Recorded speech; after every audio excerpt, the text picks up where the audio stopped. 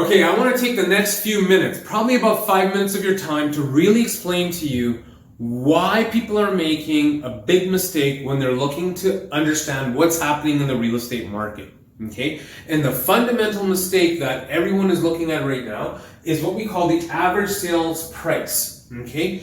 They look at what's happening month over month to the average sale of a home in Calgary or in a specific neighborhood. And the reason why that is absolutely wrong to look at is going to be explained to you here in a second. So let me show you. This is a neighborhood called Panorama Hills. This is data from 2020. And this is every month. And what I've done is I basically plotted the average sale for homes in that neighborhood. And what you can see here is between September and December, there's a $44,000 difference in the average sale price. And that's absolutely ridiculous. I am telling you right now that a home didn't go up in value by $44,000 in that neighborhood during this time frame. Okay? Let me show you where the flaw in this is. All right? So, if I was to look at average sales pricing, look at this in January. Okay? We've got homes that are selling within the range of, on the lower end, $450,000, and the upper end is $550,000. When you average out all the sales of these homes, you'll see that they sold around $519,000.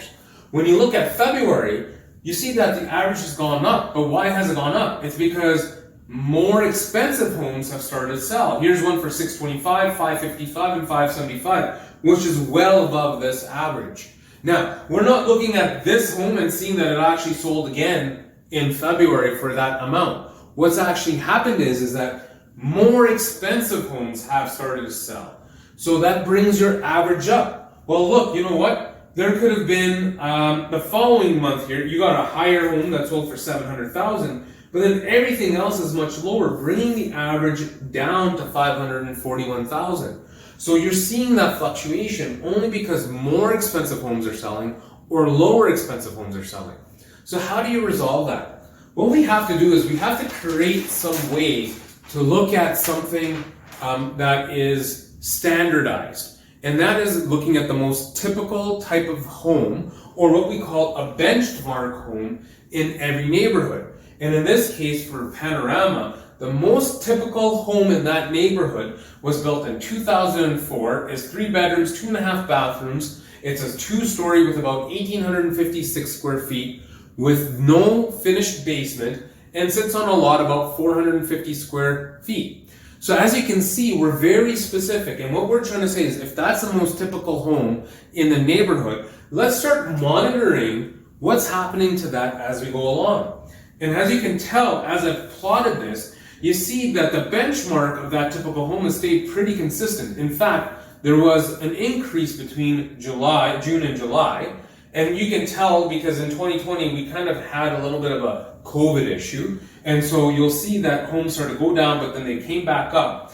And if you remember, between September and December, the average sale price in this community went up $44,000. Well, the benchmark really only went up $10,000. And in fact, the majority of that increase happened between October and December. And so what we're saying here is that the benchmark price of this home is what we need to monitor. It is what's going to tell us that the typical home in this neighborhood is actually going up or going down.